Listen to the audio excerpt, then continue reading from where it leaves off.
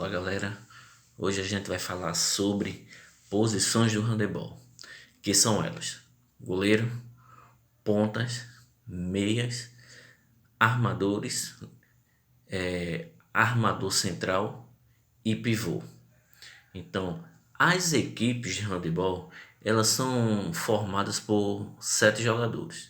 Então, além do goleiro, os times eles geralmente são formados por um armador, 2 meias, um atuando em cada lado da quadra. Também vamos ter 2 pontas também atuando em cada lado e também vamos ter o pivô. Então, quais são as funções desempenhadas por esses jogadores? Então, é o que vamos ver agora sobre essas determinadas posições do handebol. Então, o goleiro, também conhecido como guarda-redes, ele é fundamental para, para que uma equipe ela evite de sofrer muitos gols e também para iniciar contra-ataques. Então ele tem que estar bem atento ali, não só para defender, mas também estar atento nesse contra-ataque de sua equipe. E é preciso que tenha flexibilidade e seja ágil nos movimentos.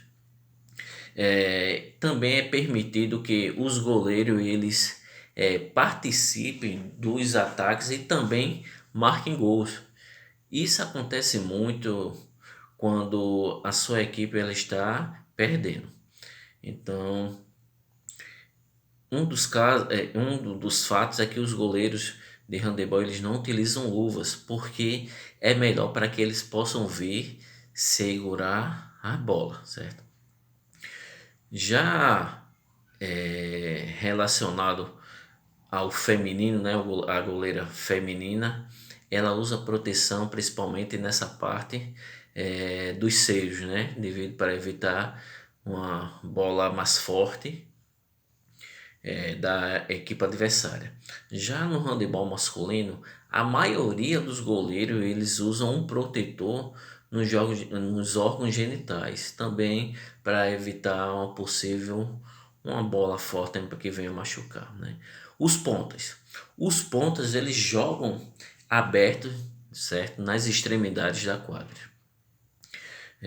São jogadores importantes na movimentação ofensiva e precisam ter muita técnica de arremessos, já que eles tendem a finalizar em situações com pouco ângulo, certo?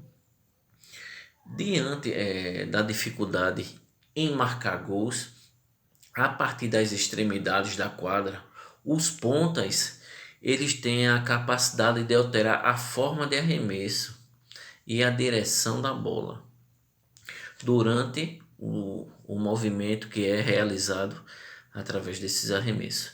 Geralmente esses jogadores eles atuam na ponta invertida, certo?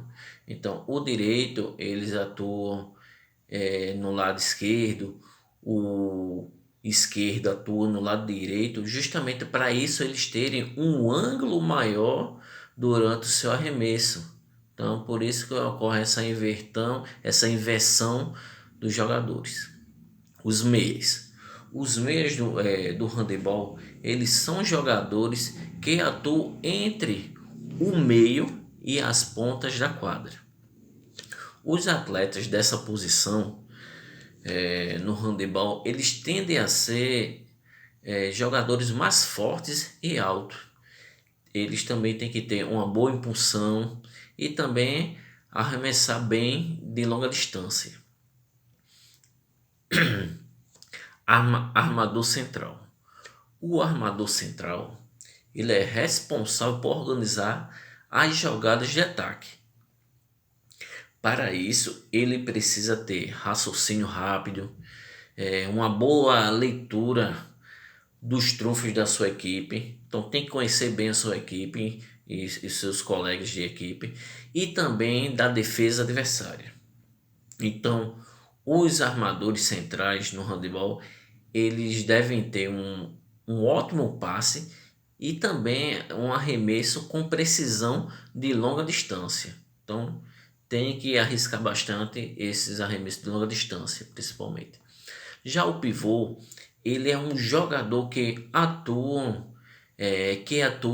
adiantado entre os adversários. Então, sua movimentação acontece entre a área do gol e a linha de 9 metros, que é aquela linha demarcada na quadra que é tracejada, certo, pessoal? Que vocês vão ver mais na frente. Então, com o objetivo de criar espaços para os jogadores que chegam ao ataque e também para receber as bolas em condições de finalizar as jogadas. Então ele fica ali entre os adversários, também pode receber a bola ali, se é uma jogada rápida e converter o arremesso. Então normalmente os pivôs eles são atletas fortes e técnicos.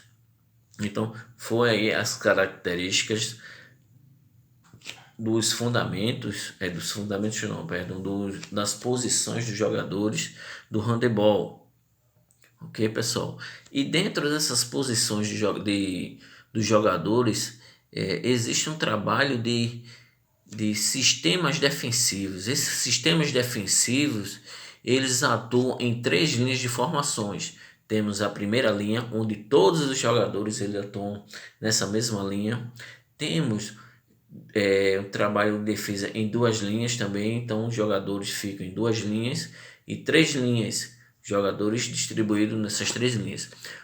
Então, como é que essas linhas de defesa elas são organizadas? São organizadas através dos sistemas defensivos, que são eles: o sistema 6-0, o sistema 5-1, o sistema 4-2, o sistema 3-3 e o sistema 3-2-1. Então, esses sistemas, de acordo com a sua formação, é que eles vão determinar essas linhas de defesa.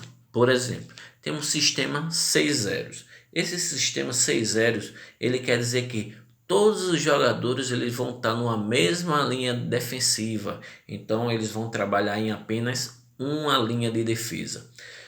Um exemplo de 2 linhas é o sistema, por exemplo, 4-2, onde a gente na primeira linha vai ter 4 jogadores na defesa e na segunda linha que fica à frente 2 jogadores, então totalizando 6 jogadores.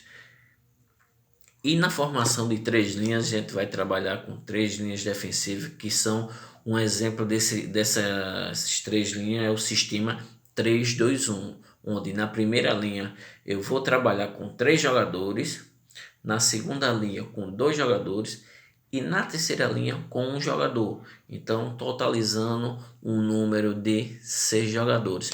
Lembrando uma coisa, quando a gente trabalha com linhas defensivas, a gente trabalha só com jogadores que estão atuando na linha. A gente não utiliza o goleiro como esse jogador, certo? O goleiro vai ficar só lá no canto dele, na posição dele. Até porque se o goleiro sair do gol, for formar uma linha, o gol vai estar vazio e isso vai ser fácil para que a equipe venha fazer gol diante dessa defesa.